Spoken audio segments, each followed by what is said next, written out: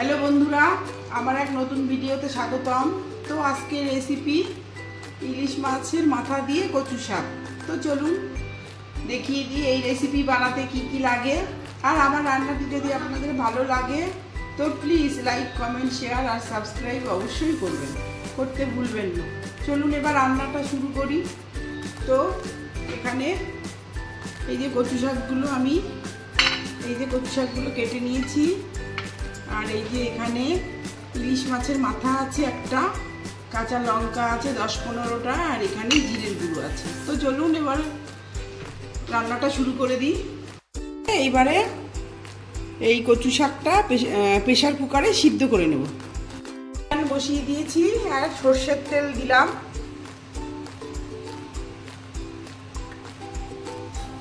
এবারে ইলিশ মাছের কাঁটাটা এই যে নুন লবণটা মাখিয়ে নেব।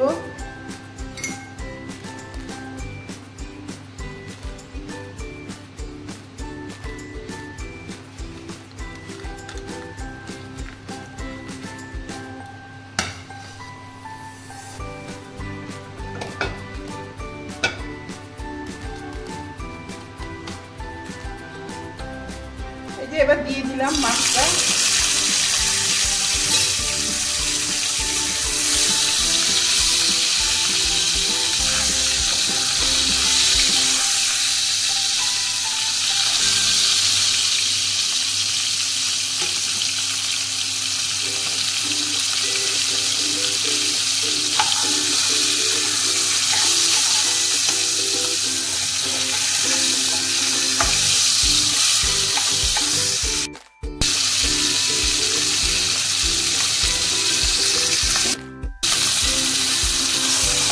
মাছটা ভাজা হয়ে এসছে, আর একটু হবে।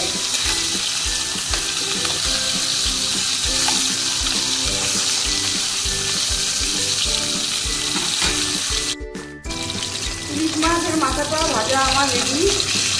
এবার তুলে নেব।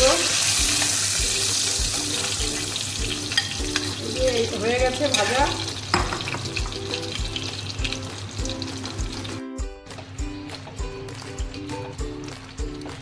কচুটা আমার বয়েল করা হয়ে গেছে। এই যে এবার আমি এইভাবে চিপে চিপে তুলে নেব। এই যে এইভাবে এই যে ইলিশ মাছের মাথা ভাজা তেল, তার মধ্যে আরেকটু ফ্রাই প্যানে তেল দিয়ে দিলাম। এই কচু শাকটা রান্না করতে আরেকটু তেল দিলাম।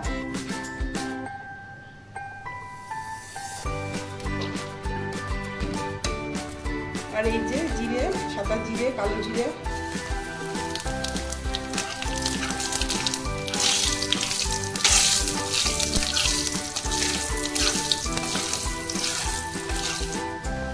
এবারে জিরের গুঁড়োটা দিয়ে দিলাম।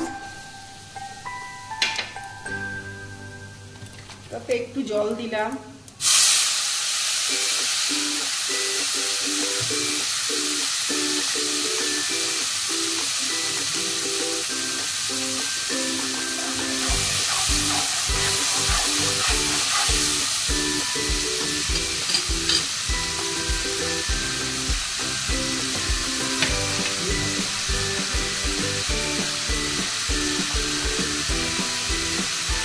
কাঁচা লঙ্কা চেরা দিলাম 7-8টা।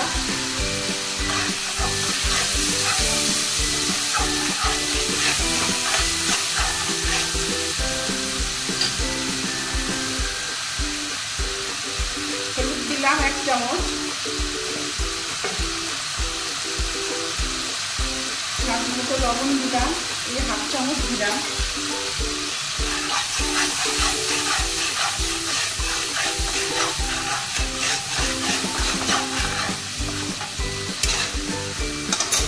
এবারে এই কচুটা দিয়ে দেব। সিদ্ধ করা কচুটা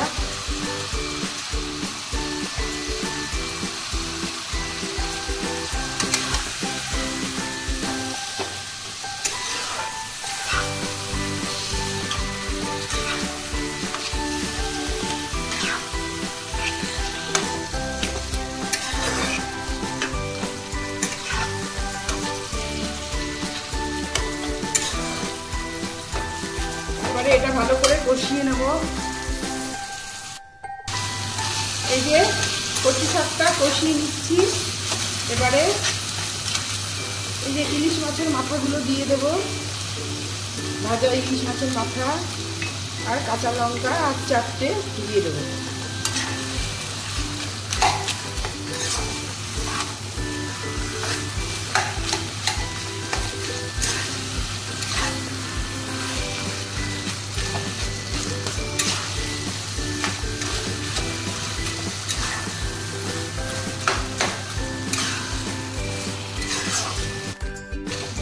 এই যে কচু শাক এটা হয়েই এসছে। এবারে 1 চামচ, হাফ চামচ স্বাদ মতো মিষ্টি দিলাম। এটা আর একটু কষালেই হয়ে যাবে।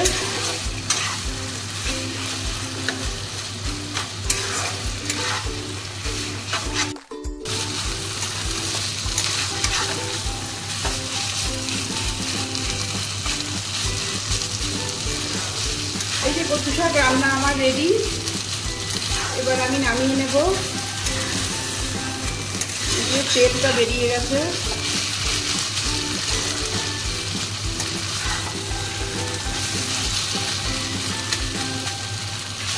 এই যে এবার তুলে নেব।